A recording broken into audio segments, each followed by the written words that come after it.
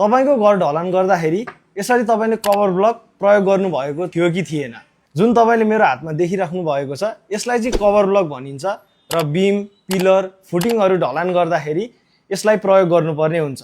आखिर cover block किन प्रयोग गर्ने त? कभर ब्लक प्रयोग गर्दाखेरि तपाईको बीम पिलरमा प्रयोग भएको डन्डीहरुलाई कंक्रिटले राम्ररी कभर गर्छ, जसको कारणले गर्दा बीम पिलरको डन्डीहरुमा पानी छिर्न पाउँदैन र डन्डीहरु कोरोजनबाट बच्छन् अथवा डन्डीहरुमा खिया लाग्दैन। त्यसैले यदि तपाई बलियो घर बनाउन चाहनुहुन्छ भने यसरी कभर ब्लक प्रयोग गर्नुपर्ने हुन्छ।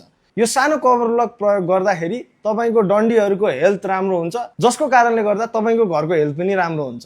अब कुन ठाउँमा कति एमएम को कभर ब्लक प्रयोग गर्ने त? यदि तपाईले हात्तीपाइले ढलान गर्दै हुनुहुन्छ भने त्यसमा 60 एमएम को कभर ब्लक प्रयोग गर्नुपर्छ। हात्तीपाइलेमा ग्राउन्ड वाटर मोइस्चरको कारणले गर्दाखेरि सल्फेट अट्याक भन्ने एउटा फेनोमेनन हुन्छ, जसको कारणले गर्दाखेरि कंक्रिटहरुमा क्र्याकहरु आउने सम्भावना बढी हुन्छ र डन्डीहरुलाई तपाईले यही मोइस्चरबाट जोगाउन अलि ठूलो कभर प्रयोग गर्नुपर्ने हुन्छ र यसको लागि 60 देखि 65 एमएम को कभर ब्लक प्रयोग गर्दाखेरि राम्रो हुन्छ। र यदि तपाईले कलम अथवा पिलरहरु ढलान गर्दै हुनुहुन्छ भने तपाईले 40 एमएम को कभर ब्लक प्रयोग गर्नुपर्ने हुन्छ। बीम र स्ल्याबमा भने तपाईले 20 देखि 25 एमएम को कभर ब्लक प्रयोग गर्नुभयो भने राम्रो हुन्छ।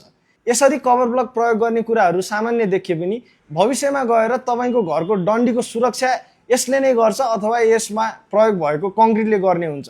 त्यसैले यस्तो सानो कुरामा पनि तपाईले ध्यान पुर्याउनु पर्ने हुन्छ। तपाईको घर ढलान हुँदैछ भने तपाईले कभर ब्लक प्रयोग गर्नु भएको छ कि छैन, कि उही पुरानो शैलीमा मार्बल अथवा गिटीले चाहिँ कभर दिनु भएको छ? तल कमेन्ट सेक्सनमा लेख्नुहोस्।